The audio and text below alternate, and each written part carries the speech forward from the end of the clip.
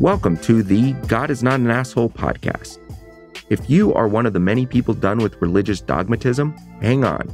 You might sense transcendence, but your church or other faith community never seem to get off the ground. You realize that honoring your conscience means more than fitting in and keeping hard to explain rules? Hang on. You could probably think of the goodness in your tradition, and you tried your best to save that baby, but there's so much bathwater. Join your hosts, David Norman Moore Jr. in California and Carrie Connolly in New Jersey, who are collaborating to bring on guests who have found life on the other side of fundamentalism. Guests with stories of how they have liberated themselves from beliefs that divide us from each other. None of our guests' narratives are identical, but we hope you'll find something in common with each of them. We invite you to experience our common bond as we all inspire even more of us to embrace the true self.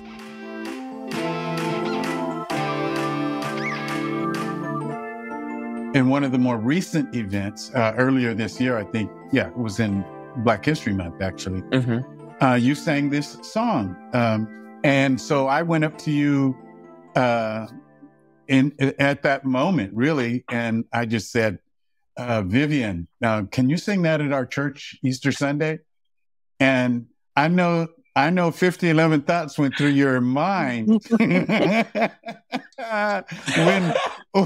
when I said the word church. And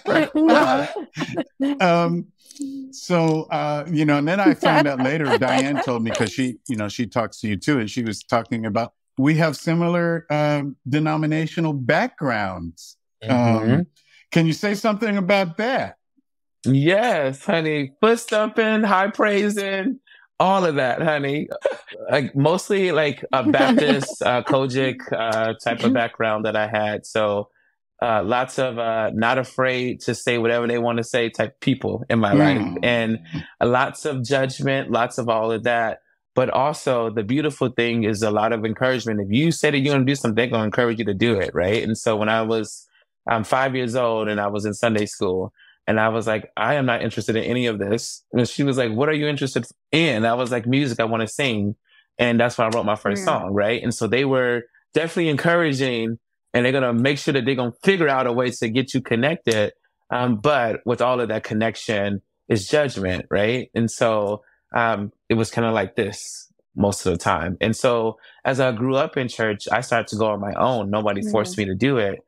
And I loved it. But there were times when the preacher would get up there and do his thing, and just when I thought I was as high as I can to God, knocked me right down, right? And so I was like, well, church is not for me anymore. I made that decision, and I said, I'm not going to go to a place that's supposed to be all loving and experience the hate that I experienced. So I'm not going to do it. And notice I say the church. Notice I say people did that to me. Notice I did not say God. And so I think that's what happened to me. I had to differentiate the people from God, because that is the most important lesson that I've learned thus far with my faith. Is I stopped listening to folks, and everybody's like, oh, I'm a prophet and I'm a this and I'm a that. You know what? I'm a child of God. So that means that I have a direct line as well. That means that when God wants me to know something, God's going to put it within me to know it. Okay. I know he sends people to me as well. But I know that God's going to give me that spirit of discernment to be able to do that for my life. And so whatever you got is just an add-on. So, it is not the end all be all. And so I really switched up that whole thing. And like you said, 1,000 things came into my mind with that church part. But you know what? Can I just say this to you? It was you. It was you. Okay? You, as a vessel, came to me and gave me that thought. And after those thoughts happened, they happened very quickly. Yeah. I said, it's because it's you. I'm going to do it. Thank you. Yeah.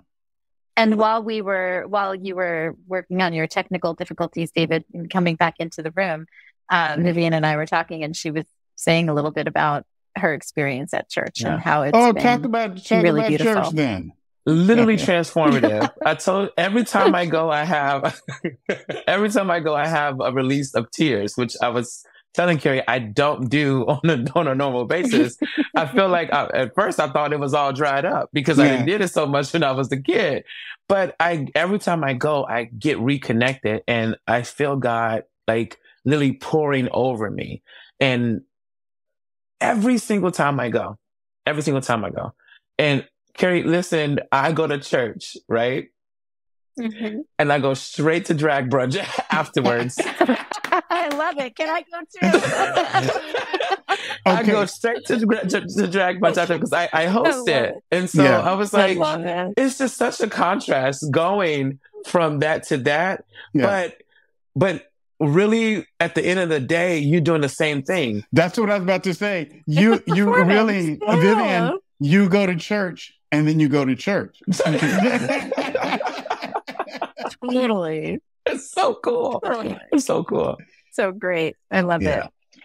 Going back to the ways that people, and this is not a question, this is just a conversation starter, but the way that people can talk over us, that image was so driven home for me through my own experiences. And I loved this image and I don't even know where it comes, somewhere from a scripture, I think, but this idea that God hovers over us and sings a song over us, right? And I just thought that was so beautiful. And knowing that my kids, the morning and the nighttime is one of the most impactful moments in a developing child's life, that I made much to their chagrin, made the commitment that every morning I would wake them up and I would say, "Good morning, handsome, strong, intelligent, kind, generous Evan or Delaney. It's, time to wake up and bring your greatness to the world," and I would say that to them every single morning. And they'd always be like, "Mom," but I know that it made a difference. I really do, because I think it instilled in them a voice that even when I'm at my worst and I say something that I have to go back and apologize for, which is often, I feel like I've left that groundwork of a voice that says, "I am beautiful, I am capable, I am intelligent, I am strong." And so I'm curious to know, like, for those of us who did not necessarily grow up with that, like myself, how do you build that in yourself? How do you build that voice? How do you rewire that voice in your head to say, "I am resilient, I am strong, I am beautiful, I am worthwhile, I am valuable"? How do you do that? What has worked for me is getting back to me, right? Is being able to redirect the energy back to me. Yeah. And I think that you said something very beautiful, and it was just one word. It was your, right? When you said your greatness to the world, like how you put ownership on that and how you allow them to see, like, this is your time. You're putting power back into your kids by saying that, right? Because the power is always taken away from them as soon as they walk out that door. Right. It's just taken away. But when you say bring your greatness to the world, that gives them this choice, which is, I think people argue about this all the time, but I think the most powerful thing that we have in this world next to love is choice. Because you make choices every single day. I make the choice to choose joy. And so how that drives me means that when things are supposed to affect me, they don't, because I live in a joyful choice, right? I wake up and I say, I'm choosing joy. So when things get me mad, I get it. I still allow myself to feel, but ultimately I'm driven by joy. So I'm not going to see if somebody's going to be trying to hurt me all day. I'm just not in that. I'm not looking for it. And it's really, it can be, and it can be really easy to give away your power of choice. Like in subtle, small, tiny little period, moments of self-abandonment, when you go, you know what, I'm not going to die on this hill about what we watch on TV tonight, or I'm not going to, when really I don't want to sit through another viewing of Saving Private Ryan, right? Like, right. And Diane didn't want to sit through the first one. Right? Like just the willingness to use your voice, to state, this is what I want, this is what I desire. Even if I don't know the big picture right now in this moment, I want, a blueberry bubbly instead of whatever I got, right? So like that power of choice is so very important. So I think that you pointing that out is really, I love that. I think that just answers your question too. It's like you get back to owning your choices. That's all. When you can reinstate that and you can say, I don't want to do it. I want to do it. I'm doing this because, and you're being very honest with yourself in those choices that you're making. I think then and only then do you get this power to be able to kind of transcend and transform yourself into getting back to this. This is important. Yeah. And people are important too. Your family is important. Your husband and wife or whoever your partner is important. Your kids are important. All of these things are important, but you are too. And we lose that. Somehow we just continuously lose it. I love women so much. And then when they become mothers, the biggest mantra is, oh, it's not about me anymore. And I was like, baby, no, it's about you. And that's even more important at this point. Because in order for you to stay in integrity with being a mom, that means that you have to be filled, right? So when you're giving that off to somebody else, right? Your son, your daughter, you know, whoever that is that you are investing that care and love into, they have to know that you are full too, right? Because you are setting that example every single time. So that choice is important. It really is. It's so and getting back to that and being honest with those choices too makes a world of a difference. You know, I wanted to find out, Vivian, just to go a little bit more with, you talked about how music nourished you so much when you were young, but then you would hear in the midst of all of the joy, something hateful, something, you know, like a dagger, really, just in the middle of everything. And I think, Vivian, you're not alone. I think that this is a very common struggle for a lot of people. They really appreciate, and when they're not experiencing, they miss the music. They, you know, the nourishment of, you know, I know someone who is an indigenous scholar who left Christianity after becoming aware of, you know, the colonialism and all of that, embedded, so to speak, in the religion. But she still listens to the music. She still, you know, she rejects everything except for the music. And she says, because it's so pure, it's between me and God right now. And just so elaborate on that for a minute. I don't even know how to explain it, to be honest. Like, and this is where I come from, that space of like, there has to be something. If you don't believe in God or the Christian God or whatever the God is, right? This is where I was like, it's a hard no for me to not believe in something because I feel that way. And when I'm at church and I feel the pouring of something happening, and maybe it's just a thought or whatever people would overly explain the science behind it. But let me tell you, I don't feel that every day. Okay. And when I feel that in those moments and I feel that pouring over me, I'm like, there's something. That it has to be something. And it always happens to me through music. It has always happened to me as a kid through music. And what I think it does for me is that the words of songs, right? Because we craft them beautifully as songwriters, and it invokes something, you know, from a past or a memory or whatever experience is. And I think that's what music does, and especially gospel music.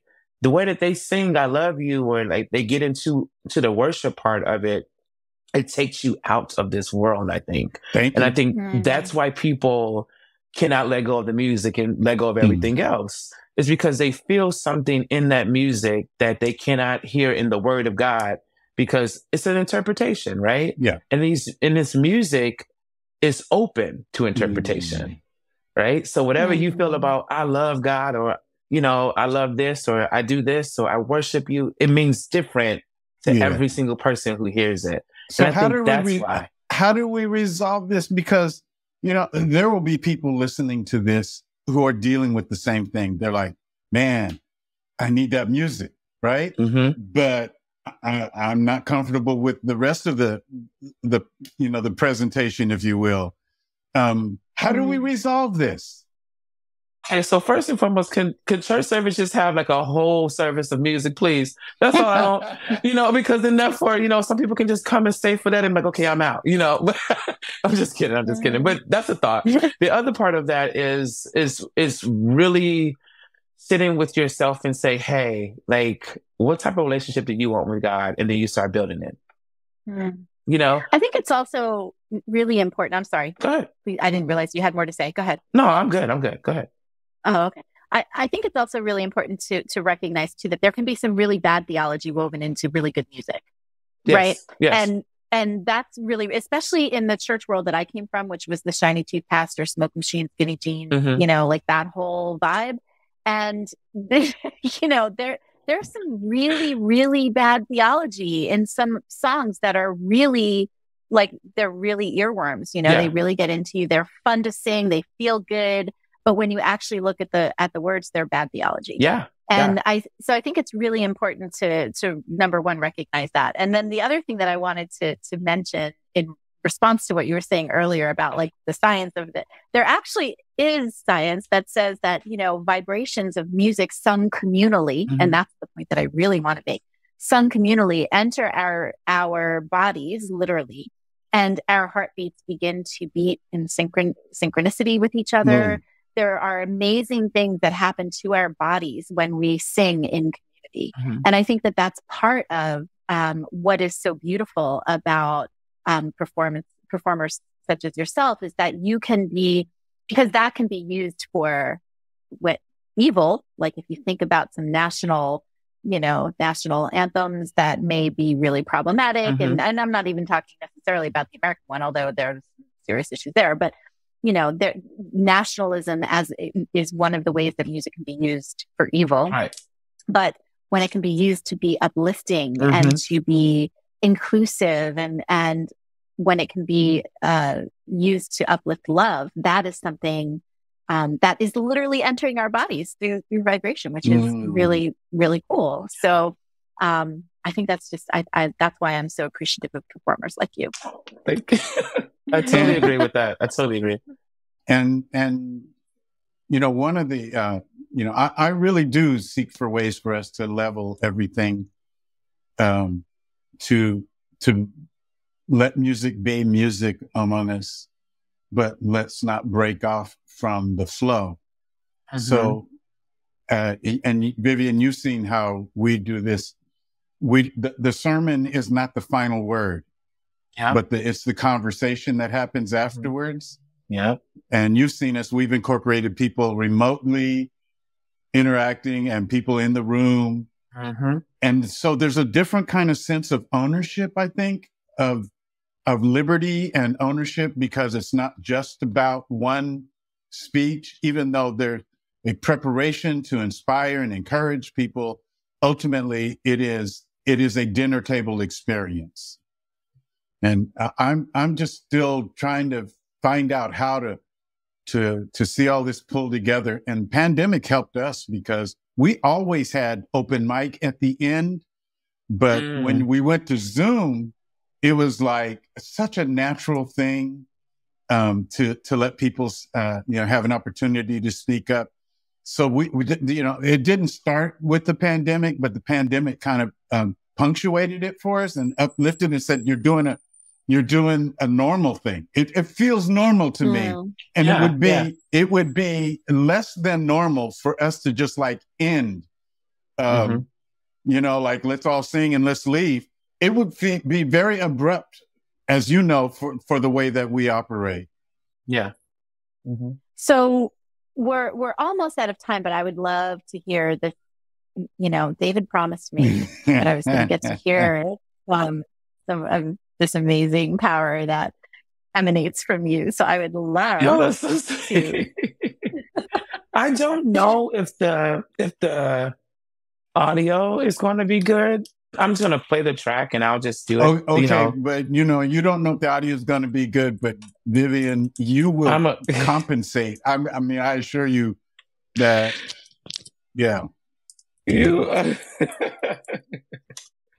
Let me find this and then we can get to it. So is this that song or something else? It's that song. It's that song. Cool. I wanted to be able to do a little bit of that. I'm sad. It's not coming up. It's not like downloaded or like downloading and playing. You know what? This never stopped me, but I ain't gonna let it. Let me tell you that. There you go. I'm not gonna let it. And we will rest with you as you locate it, but at the same time, Sure. I know that you can do it. You are enough without it. So just to affirm Appreciate it. Okay, it's gonna probably have to be without it because I'm like, I can't figure this out. But okay, well, excuse me. Okay, listen. You're going to hear all this types of stuff. And if anybody's watching this, you're going to see all these facial expressions on my face. But just know that I'm in the spirit, all right? It is all good. All good. Okay. Get a little something. Okay. And the song is called Free. And it kind of developed with just like my life story about like just releasing from everything and everybody and getting back to center and feeling this sense of freedom. Okay. And I wrote it for a TED Talk that I did because they allowed me to do a song before I did the talk. So that's how it kind of came about. But it's I wanted to give you all of me, but you only want that. The parts you picked for me, and now I must choose me, even if it means I'll lose you. And I can't keep up this fight, 'cause it's tearing me apart. No conditions to my love. I'm free, I'm light, I'm loved. I've given all I could take. No more walls closing in. It's to me that matters in the end. This can be it. I want more. There's more to life than your expectations that you set for me. Dark times would come, but I plant my feet and I do what's best for me. Take off the anchor and set me free and watch what I will be. Yeah, yeah. Now that I'm free. Oh, hallelujah. Oh, I love it. Thank you. Honestly, it's one of those, I'm a little bit hoarse because I did a show yesterday, but it's one of those songs that really gets me back to center, right? But I just take off everything and give me back to me so I can be free. But yeah. That's the gist of it. If you want to like check out the whole thing, I believe, please, folks can go to just YouTube and type in Vivian Storm TED Talk, and it'll come out. It'll come out, and then I mean it has it with the piano and it's live too. So if they want to check that out, they can do that. Voices. Awesome. Is it also available like on iTunes or anything like that, or not? We're working on it. We're working on it. Yeah. Okay, good. Notice I said not yet. I said not yet. You better speak it. That's it. Yeah. But that's it. Yeah, that's pretty cool. And I appreciate it. I appreciate y'all loving it and wanting to hear it. And David, thank you so much for always like believing in that song too. Because when I did it at church, I did it at the church the first time that I got there, and the tears start to come down. But not just your tears. Yes. Because around like the room. Everybody. Yes. Yes. That's awesome. Yes. That is so amazing. And I think it's so beautiful because it speaks to, I have been saying in my own life, I am committed and I reserve the right to my own becoming, right? And I think that is what that speaks to, right? Is the idea that we are all becoming that which God intended us to be, hopefully, you know, and that one of the biggest parts of that is throwing off the expectations of other people. and the ways they keep us small and boxed in and according to their little plans, right? Right. And how our past like dictates everything, right? Yeah. Like me coming from what I come from, it's like that's supposed to drive my life. No. I put that trauma in the back in the trunk, not in the back seat, because I don't want you looking in your mirror looking at it. Put that in the trunk, carry it with you, right? It's going to be there, but it doesn't get to be in the driving seat. And you don't get to look at it every time you're trying to make a choice to go forward. Thank you. And I think that song embodies that. It's like, let it all go, take all the anchors, all of that, set yourself free, and get your guidance from wherever you get your guidance from, but the destination is forward. It's not. Yeah. Yeah. Love it. Yeah. Love it. It's not hey, everybody. You've been listening to Vivian Storm. This has been the Vivian Storm experience today. And next week, we'll go back to God is not an asshole. But this time, it is the Vivian Storm experience. Rightfully so. Rightfully we just love you, Vivian, and thank you so much for being a light in our community and a light in so many other places. Thank you. Thank you. I appreciate y'all so much. Thank you so much for being here today. We are people who have left behind performance-based religion and the shame that comes with it. Maybe you have a personal liberation story to tell, and we want to know about it. Please contact us on Twitter at God is not an asshole or text 805-703-8393 because the world needs to know that God is not an asshole.